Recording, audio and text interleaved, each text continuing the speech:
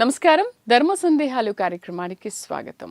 ఇవాల్టి ధర్మ సందేహాల్లో పితృదోష నివారణ పరిహార మార్గాలు ఏంటనే విషయాల గురించి తెలుసుకుందాం. వివరించడానికి మన స్టూడియోలో ఉన్నారు బ్రహ్మశ్రీ చల్లా శ్రీనివాస శర్మ గారు, పంచాంగకర్త, శ్రీ దుర్గా మల్లేశ్వర స్వామి వార్ల ఆస్థాన సిద్ధాంతి, ఇంద్రకీలాద్రి, విజయవాడ. గురుగారితో మాట్లాడదాం. నమస్కారం గురుగారు, ఎలా ఉన్నారు? నమస్కారం అమ్మ. పితృదోషం అంటే ఏంటి, పరిహారాలు, నివారణ మార్గాల గురించి పూర్తిగా తెలియజేస్తారా మాకు? చాలా అవసరమైనటువంటిది, మంచి ప్రశ్న. ఇప్పుడు ఆ పితృ యొక్క దేవతల యొక్క ఆశీస్సుల మీదనే ఆ కుటుంబంలో ఉన్న వ్యక్తులకి ఆధారపడి ఉంటుంది. ఇవాళ రోజుల్లో ఇది తప్పనిసరిగా ఆచరించాలి, తెలుసుకోవాల్సినటువంటి విషయమే. ఎందుకంటే మనం సమాజంలో ఇప్పుడు చూస్తున్నాం, కొన్ని చోట్ల తల్లిదండ్రులను కూడా బయటికి నెట్టి అనాథాశ్రమంలో ఉంచి ఉండేటువంటి బిడ్డల్ని చూస్తూ ఉన్నాము. అది ఎంత పెద్ద దోషము అనేటటువంటిది ముందు వీళ్ళకి తెలియజేయట్లేదు. ఇది తెలియజేసి మార్పు తీసుకురావాలనేటటువంటి ఈ ప్రైమ్ ఛానల్, నైన్ ఛానల్ యొక్క ఉద్దేశం మంచిది. చక్కగా ముందుగా ఈ పితృదోషాలు అనేటటువంటివి వీరికి ఏమాత్రము ఉన్నాయి జాతక చక్రంలో. పుట్టగానే జాతకాన్ని పరిశీలించినప్పుడు ఆ జాతక చక్రంలో బట్టి తెలుసుకోవచ్చు మనం.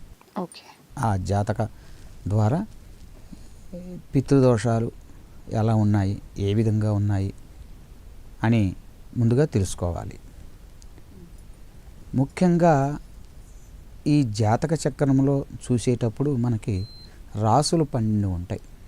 జాతక చక్రంలో మనకి మేషరాశి, వృషభ రాశి, మిథున రాశి, ఇలా వారికి ఈ జన్మించినటువంటి వారికి పుట్టిన గడియలను బట్టి ఒక రాశి ఏర్పడుతుంది, లగ్నం, జన్మ లగ్నం. అది ఉదాహరణకి మేషలగ్నంలో జన్మించారనుకుందాం. మేషలగ్నంలో జన్మించినటువంటి వారికి ఆ మేషరాశి తనుస్థానం అని, రెండవ స్థానము ధనము వాక్కు స్థానం అని, అక్కడి నుంచి క్లాక్ వైజ్ డైరెక్షన్స్లో 1 by 1 1 2 3 4 అలా. అది ఆ మేషరాశికి వచ్చేసరికల్లా సప్తమము తుల, అష్టమము వచ్చేసరికల్లా వృశ్చికము, నవమ రాశి వచ్చేసరికల్లా ధనస్సు రాశి. మేషం, వృషభం, మిథునం, కర్కాటకం, సింహం, కన్య, తుల, వృశ్చికం, ధనస్సు. ధనస్సు రాశి 9వ రాశి అవుతుంది. ఈ 9వ రాశిని పితృస్థానంగా భావిస్తాం. పితృరాశి 9. ఈ అంటే పూర్వజన్మ కర్మల ఫలానికి సంబంధించినటువంటివి.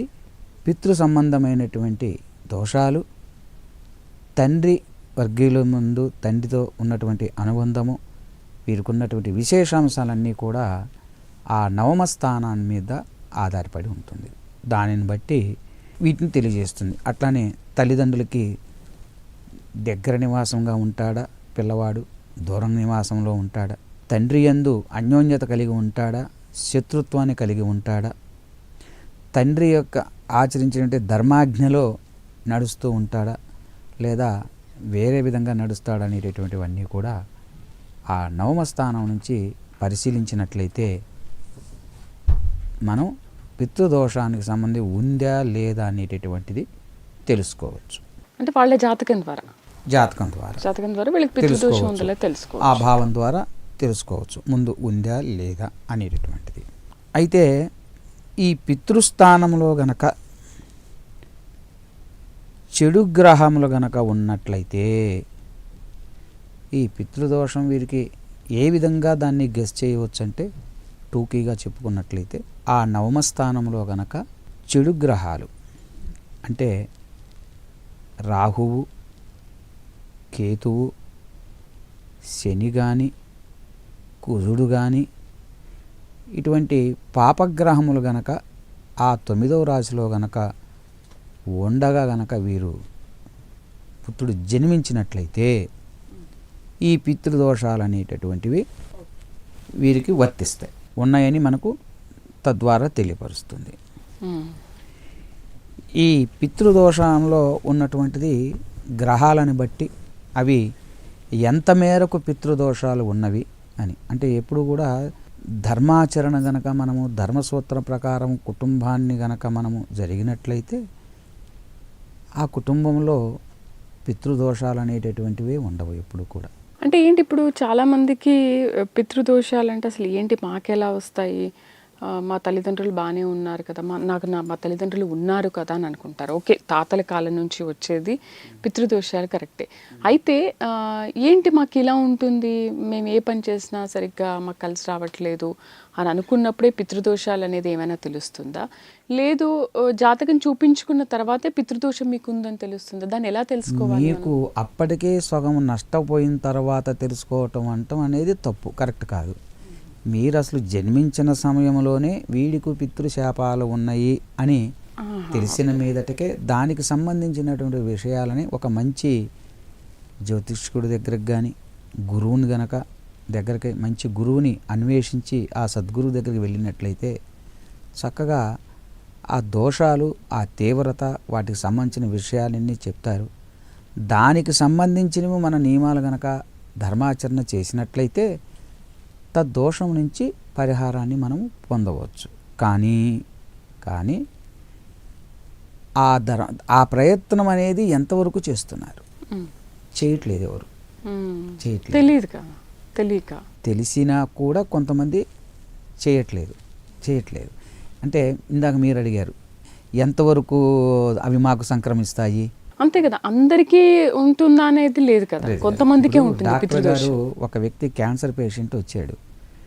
డాక్టర్ గారు ఫస్ట్ ఏమడుగుతారు, అమ్మ మీ కుటుంబంలో ఎవరికైనా ఉందా అని అడుగుతారు. అవును, వంశపారంపర్యంగా ఏమైనా వచ్చిందా అని అడుగుతారు. అట్లానే ఇవి కూడా వంశపారంపర్యంగా తాను చేసుకున్నదే వస్తుంది. స్వధర్మం అని మనం గతంలో ఎపిసోడ్లు చెప్పుకున్నాం, మనం ధర్మ సందేహాలు కార్యక్రమాల్లో. ఆ కార్యక్రమాలు చెప్పుకున్నప్పుడు కూడా ధర్మాచరణ గురించి చెప్పడం జరిగింది. అంటే ఎప్పుడైతే కుటుంబంలో ధర్మాచరణ జరగదో అప్పుడు కుటుంబం విచ్ఛిన్నం అవుతుంది. విచ్ఛిన్నం అవటము అంటే తండ్రికి కొడుకు ఎదురు తిరగటం, తండ్రి ఆజ్ఞలో ఉండకపోవటం, ఇవన్నీ కూడా అంటే ఏ వ్యక్తికైనా ఏ పుత్రుడికైనా తండ్రి యొక్క మనసులో వీడు పనికిరాడు అనేటువంటి భావన ఉండకూడదు. అంటే దేవుడిచ్చేటటువంటి శాపాలని తిరస్కరించే శక్తి కూడా తల్లిదండ్రులకు ఉన్నది. కాబట్టి అంత గొప్పమైనటువంటిది జన్మనిచ్చినటువంటి వారి విషయంలో. కాబట్టి మనము పితృదోషాలు అనేటటువంటివి చూసుకోవాలి. మనకు తెలుస్తూనే ఉంటుంది ఎవరు సక్రమంగా ధర్మంగా నడుస్తున్నారు, ఎంతమంది ధర్మంగా నడవట్లేదు అనేది తెలుస్తూనే ఉంటుంది. దానిని పరిగణలోకి తీసుకున్నట్లయితే మనకు కొంచెం కనబడుతూనే ఉంటుంది. జాతక చక్రంలో మాత్రం మనకు పూర్తిగా పితృదోషం ఎంత పాళ్ళు ఎన్ని పాళ్ళు ఉన్నది, ఏ విధమైనటువంటివి వీళ్ళు ఆచరించాలనేటటువంటివి మనకి ఆ జాతక చక్ర ప్రకారంగా మనకు తెలుస్తుంది. అంతేకాని జీవితం మధ్యలో ఇలా పితృదోషం వచ్చిందనేది ఏమి ఉండదు. వాళ్ళు పుట్టినప్పుడు జాతకం చూపించుకున్నప్పుడే తెలుస్తుంది. పుట్టినప్పుడే తెలుస్తుంది.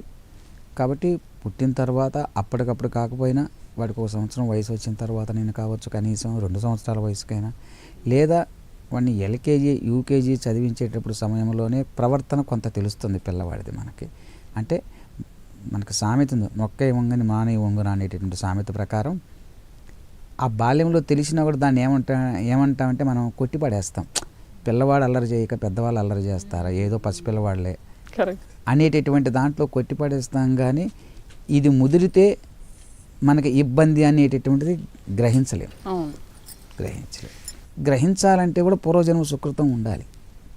ఇతని తల్లిదండ్రులు కూడా పితృశాపాలకు బలి కాకుండా ఉన్నటువంటి వారు అయ్యి ఉంటేనే ఉంటుంది. కాబట్టి అటువంటివి మనకు వల్ల మనకు సంక్రమిస్తూ ఉంటాయి. కాబట్టి అప్పుడే పసిగట్టి తెలుసుకోవడానికి మార్గం ఉంది. అయినా మనం అంటే అజ్ఞానుడు, వీడికి యోగం లేకపోతేనే పితృశాపాన్ని దోషాన్ని అనుభవించాల్సిన పరిస్థితి ఉన్నప్పుడు మాత్రమే మనకి వాడికి పెళ్ళి అయ్యేంత వరకు కూడా గుర్తు రాదు, మనం చూపించాలని ఆలోచనే ఉండదు. ఇది దాని నుంచి అనేటటువంటిది ముందు మనకి తల్లిదండ్రులకే స్ఫురణ రాదు. చెప్పినా కూడా దాన్ని తేలిగ్గా తీసిపడేస్తారు. ఇప్పుడు మనం చెప్పినా ఎంతమంది ఆచరిస్తారో చెప్పండి. కాబట్టి దాన్ని అనుసరించినట్లయితే దానికి చాలా మంచి మంచి మార్గాలు చెప్పారు. అందుకని మీకు దేవుడు చాలామంది చెప్తూ ఉంటారు, దేవుణ్ణి నేను ఆరాధన చేస్తున్నాను భగవంతుణ్ణి, కానీ నేను రోజు అభిషేకం చేస్తున్నాను, పారాయణం చేస్తున్నాను, స్వామివారికి మంచి పుష్పమాలలు పత్రమాలలు అర్పణ చేస్తున్నాను, కానీ నాకు వృద్ధి కనబట్టలేదు, భగవంతుడు నాకు ఏమీ ఇయ్యట్లేదు, కాబట్టి భగవంతుణ్ణి నేను ఆరాధన చెయ్యను, ఇన్నేళ్ళ నుంచి చేసింది నాకు అనుకున్న ఒక్క పని నెరవేరలేదు అనేటటువంటి అని మనం భగవంతుణ్ణి దూషిస్తూ ఉంటాం. మతం మారడానికి కారణం ఇదే. భగవంతుణ్ణి దూషించాల్సినటువంటి పని లేదు ఇక్కడ. ఎందుకంటే దేవుడిచ్చే శాపాలు కూడా తిరస్కరించే శక్తి తల్లిదండ్రులకు ఉంది అని మనం చెప్పుకున్నాం. అంటే మీకు ఎగ్జాంపుల్ చెప్పాలి అంటే, ఫర్ ఎగ్జాంపుల్గా మీరు ఒక దేవత అనుకుంటే మీ బిడ్డ ఒక భక్తురాలు అనుకుందాం.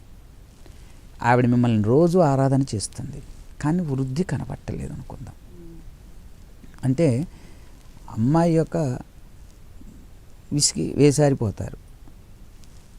తల్లిదండ్రులు అంటే భగవంతుడు నీవు ఈరోజు చేసినటువంటి పూజకి సంబంధించినటువంటి పుణ్యాన్ని ఏదైనా కావచ్చు, నువ్వు ఏ కోరిక నిమిత్తం అయితే చేసావో ఆ కోరిక నెరవేరాలని నువ్వు చేసినటువంటి పూజా ఫలితానికి అప్పటికప్పుడే సెకండ్లో ఇచ్చేస్తాడు. ఎవరికి ఇస్తారు?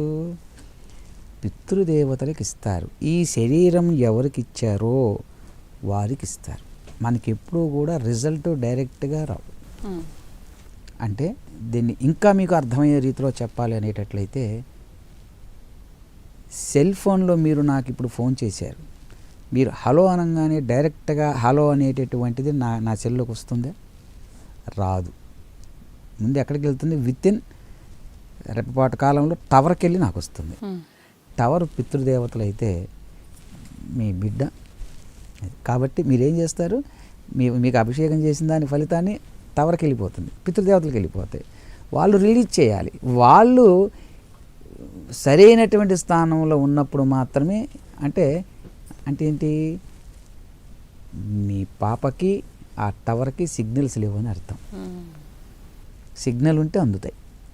సిగ్నల్ అందలేదంటే ఏంది? తల్లిదండ్రులు దుఃఖిస్తున్నారని, సరైనటువంటి ఇంట్లో లేదనేటటువంటి భావన మనకి ఇక్కడ వ్యక్తమవుతూ ఉంది. అలా తెలుసుకో.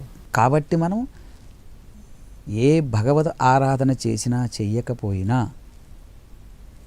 పితృదేవతల ఆరాధన చేసి తీరవలసిందే. అది చేయకుండా ఎన్ని దైవ పూజలు చేసినా కానీ అవి పుణ్యం అకౌంట్లో ఉంటుందేమో, కానీ కర్మాచరణలో కనుక కర్మాలను తప్పించేటటువంటి పరిస్థితి ఉండదు. మనకు దోషం ఉన్నా లేకపోయినా పితృదేవతల్ని మనం ఆరాధించాలి, తప్పనిసరిగా ఆరాధించాల్సిందే. దోషం ఉన్నా లేకపోయినా పదమే అవసరంలా. అది ఆచరించకపోతే మనం ఆటోమేటిక్గా మన ప్రవర్తనలోనే మార్పు కనబడుతుంది. ప్రవర్తనలో మార్పు ఉన్నది అంటే ఆల్రెడీ ఆ దోషం ఉన్నట్టే అర్థం. ఓకే. ఇది వయసు పెరిగిన తర్వాత తెలుసుకునేటటువంటిది ప్రవర్తన. అంటే అదే ప్రవర్తన బాల్యం నుంచి కూడా గమనించవచ్చు, కానీ బాల్యంలోది తేలికగా తీసుకోకూడదు. సో ఇప్పటికైనా చాలామంది పితృదోషం అసలు మాకు లేదు అని మధ్యలో ఎప్పుడో తెలుసుకొని ఉండేవాళ్ళకంటే, ఇప్పుడు మీరిచ్చిన ఈ ఇన్ఫర్మేషన్ ద్వారా మన ఛానల్ ద్వారా అయినా కూడా పుట్టిన బిడ్డలకి ఎవరికైనా పితృదోషం ఉంది అని అనుకుంటే ఇప్పటి నుంచైనా చాలా జాగ్రత్తలు తీసుకొని వాడిని సరైనటువంటి మంచి దారిలో పెట్టవచ్చు. దానికి సంబంధించినటువంటి పరిహారాలు ఉంటే చక్కగా చేసుకోవచ్చు. అంటే మనం దేవాలయాలకి, ఒక సినిమాకి, ఒక తీర్థయాత్రకో, లేదా ఒక ఎగ్జిబిషన్కి, ఒక పార్క్కి, ఏదో గార్డెన్కి ఏ విధంగా అయితే ఎంజాయ్ చేయడానికి వెళ్తామో అట్లానే ఒక సద్గురువు దగ్గరకు కూడా ఒక సంవత్సరానికి ఒకసారి కానీ, అవకాశం ఉంటే 6 నెలలకు ఒకసారి కానీ, 3 నెలలకు ఒకసారి కానీ వెళ్ళినట్టే సద్గురువు అనేటటువంటి ఏం చెప్తాడు? నాయన తల్లిదండ్రులను గౌరవిస్తున్నావా, తల్లిదండ్రులను ఏ విధంగా గౌరవించాలి, ఎలా ఆరాధన చేయాలనే చెప్తాడు. కాబట్టి దానివల్ల ఓహో అమ్మ నాన్నని అడుగుతుంది, తర్వాత తెలియకపోతే గురువు గారిని అడుగుతుంది, ఇలా అనేటటువంటి భావన పిల్లల్లో నుంచి పెంపొందించి వారు సత్ప్రవర్తన కలిగి ఉంటారు. అందువల్ల వారికి చెడు ప్రవర్తన ఉండేటువంటి అవకాశమే ఉండదు ఈ విధంగా నడిచేటటువంటి వారికి. అందుకని అది చెప్తూ ఉంది. కాబట్టి దీంట్లో ఈ పితృదోషాలు ఉన్నటువంటి వారికి పరిహారాలు కూడా కొన్ని ఉన్నాయి. వాటిని యొక్క దోషము ఏ విధంగా ఉన్నది, పితృ సంబంధమైనటువంటిది ఏ పరంగా ఉన్నది అనేటటువంటి దాని మీద కొన్ని చెప్పబడుతూ ఉన్నాయి. ఒకటి, చక్కగా నిత్యము శివాభిషేకం చేయటం. ఓకే. ఈ పితృదోషం ఉన్నటువంటి వారు చేసుకోవలసినటువంటివి. లేదా వారికి ఇప్పుడు మనం చెప్పిన లక్షణాలు కనిపిస్తే కైనా చేసుకోవచ్చు. నారాయణ బలి అనేటటువంటిది ముఖ్యంగా అంటే మన తండ్రి బాధింపబడుతూ ఉంటే విష్ణు లోకానికి పంపించడానికి చేసే క్రియని నారాయణ బలి అంటారు.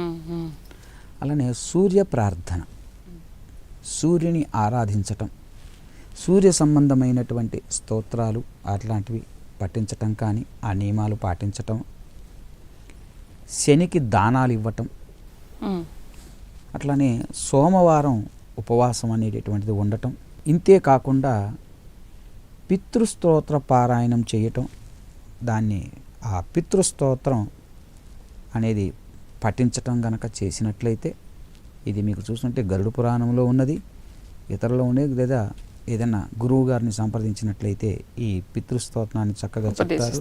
దాన్ని తీసుకొని ఆ పితృస్తోత్రాన్ని గనక రోజు గనక చదువుకున్నట్లయితే పితృదోషానికి సంబంధించినటువంటివి తొలగిపోయి బిడ్డలు సత్ప్రవర్తన కలిగి ఉంటారు. బిడ్డలే కాదు, పెద్దవారు కూడా వారికి ఉన్నటువంటి ఇప్పటి వరకు కష్టాలు అనుభవించారు, ఇక ముందు ముందు కూడా పితృ సంబంధమైనది అనుభవించకుండా ఉండాలంటే ఆ పితృ సంబంధమైనటువంటి పితృస్తోత్రాన్ని ఆచరించటం, పఠించటం కానీ, శివాభిషేకం చేయటం కానీ, అట్లానే నారాయణ బలి చేయించుకోవటం కానీ, ఆ తీవ్రతను బట్టి అది ఎంత మేరకు ఉన్నదో, సూర్య ప్రార్థన చేయటం కానీ, శనికి నువ్వులు దానం ఇవ్వటం కానీ, ఇటువంటివి ఆచరించినట్లయితే చక్కగా ప్రతినిత్యం చేయాలా? ఇవన్నీ ప్రతినిత్యము చేయవలసినటువంటిది. నారాయణ బలి అనేటటువంటిది ఒక్కసారి మాత్రమే చేసేది, ప్రతిసారి చేసేటటువంటిది కాదు. ప్రతినిత్యం స్తోమత, శక్తి అంటే వైదికంగా ఉన్నటువంటి స్తోత్రీయులు చక్కగా రోజు శివాభిషేకం చేసుకోవచ్చు. శక్తి లేని వారు వారానికి ఒకసారి శక్తి అనుసారమే భగవంతుడు చెప్పాడు, అంతేగాని ఇది చేసుకోకపోతే ఈ నష్టమని ఎక్కడా ఉండదు. శక్తి అనుసారం మనకి అభిషేకం రోజు చేసుకునేటటువంటి శక్తి లేదు, ఉన్న దాంట్లోనే లేదా శివదర్శనం అన్నా కనీసం చేసుకోమంటున్నాడు. నీకు అభిషేకం చేసుకోవటం అంతే, నీకు అభిషేకం చేసుకోవటానికి శక్తి లేదు, 200 ఖర్చు అవుతుంది అనుకుందాం, ఆ 200 కూడా నీ దగ్గర లేవు. చక్కగా కాళ్ళకు బుద్ధి చెప్పి నడిచి దేవాలయానికి వెళ్ళి స్వామివారిని యొక్క వీలుంటే ప్రదక్షిణ చేసి 2 చేతులు జోడించి నమస్కారం చేసుకున్నా కూడా మంచి ఫలితమే వస్తుంది. కాబట్టి ఆ విధంగా చేసుకున్న ఫలితమే ఉంటుంది. ఇది కాకుండా సూర్య ప్రార్థన, సూర్యుడికి సంబంధించినటువంటి స్తోత్రాలు పఠించినా కానీ, ఇంకా సూర్య వ్రతాలు ఆచరించినా కానీ, రథసప్తమి అనేటువంటివి ఇట్లాంటివన్నీ కొన్ని ఉన్నాయి, సూర్యవ్రతాలు, అటువంటి భాను సప్తమి, ఇవన్నీ కూడా ఇటువంటివి ఆచరించిన. ఇంతే కాకుండా శనికి సంబంధించినటువంటి నువ్వులు కానివ్వండి, ఇనుపకు సంబంధించినటువంటి వస్తువులు కానీ, నీలికి సంబంధించిన వస్తువులు, శని సంబంధమైనటువంటి వస్తువులు ఏవైనా సరే దానము అడపా తడపా చేసుకోవటం, బుద్ధి పుడితే రోజు చేయాలనే దానికి ఇవన్నీ శక్తి మీద ఆధారపడి ఉంటాయి. డబ్బు కోట్ల కొలది ఉన్నటువంటి డబ్బులు వాడు రోజు చేయవచ్చు, లేనివాడు వాడి స్తోమతను బట్టి వారానికి ఒకసారి చేయగలిగే స్తోమత ఉంటే వారానికి ఒకసారి దానం చేసుకోవచ్చు, 6 నెలలకు ఒకసారి చేసుకునే స్తోమత ఉంటే అలా చేసుకోవచ్చు, సంవత్సరానికి ఒకసారి చేసుకునే స్తోమత ఉంటే సంవత్సరానికి ఒకసారి చేసుకోవచ్చు. రోజు చేసేవాడికి ఎలా ఉంటుందో శక్తి లేని వాడికి సంవత్సరానికి ఒకసారి చేసినా ఆ ఫలితం ఉంటుంది. ఇది గమనించాలి బాగా. ఏమండి వాడు రోజు చేస్తున్నాడు, నేను సంవత్సరానికి ఒకసారే కదా, నాకంటే వాళ్ళకి ఎక్కువ వస్తుంది ఆ ఫలితం అంటూ ఉంటారు. అట్లా ఏమీ ఉండదు. నీ శక్తి సామర్థ్యాలు ఆ పైవాడికి తెలుసు, కాబట్టి దాని మీద అది ఆధారపడి ఉంటుంది. ఇక్కడ భక్తి భావం ముఖ్యం, అది ప్రధానంగా. కాబట్టి ఆ విధంగా పితృశాపాలు దోషాలు ఉన్నటువంటి వారు అవి చేసుకున్నట్లయితే చక్కగా పితృదోషాలన్నీ తొలగిపోతాయి, ఎటువంటి సందేహము లేదు. చక్కగా ఆరాధించండి. దోషం లేనటువంటి వారు కూడా చక్కగా తల్లిదండ్రుల యొక్క ఆజ్ఞానుసారం నడుచుకోండి. వాళ్ళ ఆజ్ఞానుసారం వారి ఆశీస్సులతో నడుచుకున్నట్లయితే వాళ్ళ అనుగ్రహం లభిస్తుంది, అన్ని విధాలా మనకు మంచి జరుగుతుంది. ఇవి పితృ సంబంధమైన విషయంలో చాలా జాగ్రత్తగా ఉండాల్సిన అవసరం. గురుగారు, ఇప్పుడు సంవత్సరంకి ఒకసారి తద్దినం పెడుతూ ఉంటాం కదా, ఆ రోజు ఇవన్నీ చేసుకోవచ్చా, పర్వాలేదా? లేకపోతే అమావాస్య టైంలో కూడా మనం పెద్దవాళ్ళకి చేస్తూ ఉంటాం. మనకి శ్రాద్ధాలు పెట్టేటటువంటి రోజు చేసేవి శ్రాద్ధాలు వేరు. అంటే మన పితృదేవతలు ఏ లోకంలో ఉన్నారో తెలియదు, వృషభ రూపంలోనా, యమలోకంలో ఉన్నారా, స్వర్గలోకంలో ఉన్నా కూడా. అందుకని వీటి పెట్టేటటువంటి నియమాలు వేరు, శ్రాద్ధానికి సంబంధించినటువంటి. దోషం తొలగటానికి చేసేటటువంటి వేరు. సంవత్సరానికి ఒక్కసారైనా కొంతమంది తల్లిదండ్రులకి శ్రాద్ధం పెట్టని వారు ఉంటారు, వీరందరికీ కూడా ఈ దోషాలు ఆపాదించబడతాయి. పైనుండి వారు శపిస్తూ ఉంటారు, మనము పుణ్యం చేసుకున్నంత మాత్రాన ఎక్కడికి వెళ్తాం? స్వర్గలోకంలో ఉంటాం. స్వర్గలోకంలో ఉన్నటువంటి మనకు ఆహారం ఏం దొరుకుతుంది? అమృతం ఉంటుంది. మనకు అమృతం దేవతలు ఇవ్వరు. ఎవరివ్వాలి? మన బిడ్డే మనకి ఇవ్వాలి. కింద నుంచి పంపిస్తే ఏ విధంగా పంపిస్తావా అంటే, సద్బ్రాహ్మడికి చక్కగా మొయినం ఇచ్చినట్లయితే నేతితో కూడుకొని, నెయ్యి ఇవ్వకుండా నువ్వు మొయినం స్వయం పాకం ఏది ఇచ్చినా కానీ ప్రయోజనం లేదు. దానివల్ల అది ఆ బ్రాహ్మణుడు దాన్ని స్వీకరించటం చేత అది అమృతంగా మారి అంటే అగ్నిహోత్రుడి యొక్క డ్యూటీ ఏంటి? ఏ ఘన పదార్థాన్ని అయితే నేతితో కూడుకొని యజ్ఞంలో వేస్తాడో దాన్ని అమృతంగా మార్చేటటువంటి ఇది అగ్నిదేవుడిది. అంటే శరీరంలో కూడా అగ్నిదేవుడు ఉంటాడు బ్రాహ్మడికి. అందువల్ల ఆ ఆహారాన్ని స్వయం పాకాన్ని ఎవరు ఇచ్చారో వారు తీసుకోవటం చేత అది స్వర్గంలో ఉన్నటువంటి పితృదేవతలకు అమృతంగా మారటం వల్ల భగవంతుడు నువ్వు చేసిన పూజ వల్ల ఇచ్చే ఫలితాలనే వెంటనే క్షణాల మీద మనకు కిందకు వదులుతాడు. అదే లేదనుకో మనల్ని ఇబ్బంది పెడతారు. కాబట్టి పితృశాపాలు అనేవి లేకుండా చూసుకోవాలి. తల్లిదండ్రుల్ని గౌరవించాలి. ఎప్పుడెప్పుడు చేయాలి ఇది? ఎప్పుడైనా మీకు ఎప్పుడు దోషం ఉందని తెలిస్తే అప్పుడు చేసుకుంటే ఒకసారి వారం తిథి అవన్నీ అవన్నీ అంటే నారాయణ బలి వాటికి చెప్పబడింది. శుద్ధ పూర్ణిమ వాటికి కొన్ని రోజులు చేయమంటే చెప్పబడి ఉంది. కానీ మిగిలినటువంటి పితృస్తోత్రం చదువుకోవటానికి కానివ్వండి, అలానే దానం ఇచ్చుకోవటానికి ఇట్లాంటి వాటికి ప్రత్యేకమైన ఏమీ లేదు. ఎప్పుడు అవకాశం ఉండే శక్తి ఉంటే దాన్ని ఆ రోజు దీనికి బుధవారమా, గురువారమా, శుక్రవారం అనే నియమం లేదు. ఏ రోజైనా ఇచ్చుకోవచ్చు. అయితే ఇది అందరూ చేయొచ్చా? అందరూ చేయరు. ఇది మగవారు చేసేటటువంటి ఇప్పుడు పితృదోషం ఇప్పుడు నాన్నగారు పోయారు, అమ్మగారు పోయారు అని ఆడపిల్లలకు కూడా ఉంటుంది కదా, మరి పితృదోషం వాళ్ళకి కూడా ఉంటుంది కాబట్టి వాళ్ళు చేయాలని అనుకుంటారు. ఇటువంటివి చేయొచ్చు. ఆడపిల్లలు ఉన్నారు, భర్తలు ఉంటారు కదా, దంపతులతో కూర్చొని చేయవచ్చు. అంటే భర్త ద్వారా దానం ఇప్పించాలి. ఇస్తే తత్సంబంధమైనటువంటి దోషం నివృత్తి అవుతుంది. పిల్లల దగ్గర నుంచి కూడా ఇది చేసుకోవచ్చు, చక్కగా చేసుకోవచ్చు. దానాలంటే ఇవే ఇవ్వాలా? దీంట్లో ఇంకేమైనా కలిపి సంబంధమైనటువంటివి ఇవ్వవలసినటువంటి దానాలు అయితే ఇవే. కానీ అదనంగా ఇచ్చేటట్టు జనరల్గా ఇతర వాటికి సంబంధించినటువంటి కాబట్టి ఇవి సరిపోతుంది. పోనీ ఒక సంవత్సరంకి ఒకసారి అయినా ఇలా చేసుకుంటే మనకు పితృదోషాల నుంచి నివారణ లభిస్తుంది. తప్పనిసరిగా. అంటే శ్రాద్ధ కర్మలే కాకుండా విశేషంగా చేసుకునేటటువంటివి అవి చేయాలి. ఇప్పుడు చెప్పినట్లుగా నారాయణ బలిని కానీ, సూర్య ప్రార్థనను కానీ, పితృ స్తోత్రాన్ని పఠించటం కానీ ఇట్లాంటివంటివి చేస్తూ ఉంటారు. గురుగారు, నారాయణ బలి ఇవన్నీ కూడా కొంతమంది అంటుంటారు ఒక్కసారి చేసుకుంటే సరిపోతుందని అంటుంటారు. అంటే అసలు జీవితంలో ఒక్కసారి చేసుకుంటే సరిపోతుంది అంటారు. అంటే అది ఇంకోసారి అవకాశం మనకు రాకూడదు. అటువంటి ఇబ్బందులు ఉండకూడదు. అది ఒక్కసారి ఎందుకంటే దోషం మళ్ళీ మనకు కానీ, మనకు పుట్టే బిడ్డలు కానీ, మన బిడ్డలకు పుట్టే బిడ్డలకు కానీ. అలా చక్కగా వివరించారు దాని గురించి. ధన్యవాదాలు. ఇది వాళ్ళ ధర్మ సందేహాలు కార్యక్రమం. మరొక అంశంతో మళ్ళీ కలుద్దాం. నమస్కారం.